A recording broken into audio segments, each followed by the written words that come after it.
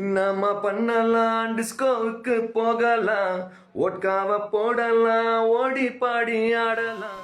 கனா காணும் காலங்கள் தொடர் மூலம் சின்ன திரைக்குள் நுழைந்த ஸ்ரீ என்ற ஸ்ரீராம் நடராஜன் வழக்கு எண் 18/9 ஓனாயும் ஆட்டுக்குட்டியும் மாநகரம் போன்ற சிறந்த கதைகளை கொண்ட திரைப்படத்தில் நடித்து பலரின் மனங்களை கவர்ந்தவர். இவர் பிக் பாஸ் முதல் சீசனில் போட்டியாளராக உள்ளே சென்று 4 நாட்களில் அங்கிருந்து தனிப்பட்ட பிரச்சனை காரணமாக வெளியேறி விட்டார். அதன் பிறகு நீண்ட இடைவெளிக்கு பிறகு 2023ஆம் ஆண்டு வெளியான இருகப்பற்று திரைப்படத்தில் நடித்ததன் மூலம் ஸ்ரீ மீண்டும் தனது நடிப்பு திறமையை வெளிப்படுத்தி இருந்தார்.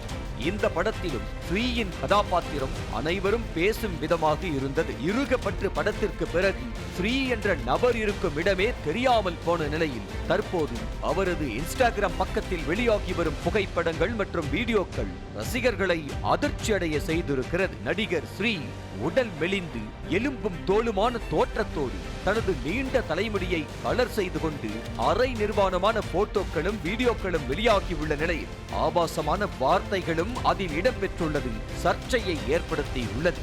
இதனை பார்த்த பலரும் ஸ்ரீ போதைக்கு அடிமையாகிவிட்டதாகவும் பட வாய்ப்பு கிடைக்காத விரக்தியில் மனநலம் பாதிக்கப்பட்டு விட்டதாகவும் நடிகர் ஸ்ரீ பாலின மாற்று அறுவை சிகிச்சை செய்திருப்பதாகவும் பதிவிட்டு வருகின்றனர்.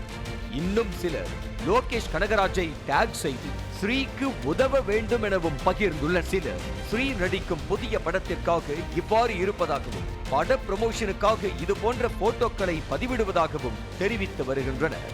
சிலருக்கு இது ஸ்ரீதானா அல்லது யாரேனும் அவரது இணைய பக்கத்தை ஹேக் செய்து இது போன்ற பதிவுகளை செய்கிறார்களா எனவும் கேள்வி எழுப்பி வருகின்றனர். இந்த நிலையில் இதில் எதுவாக இருந்தாலும் நடிகர் ஸ்ரீயே வாய் திறந்து கூறினால் மட்டுமே அவரது நிலை என்ன, எது உண்மை என்ற தகவல் வெளிவரும்.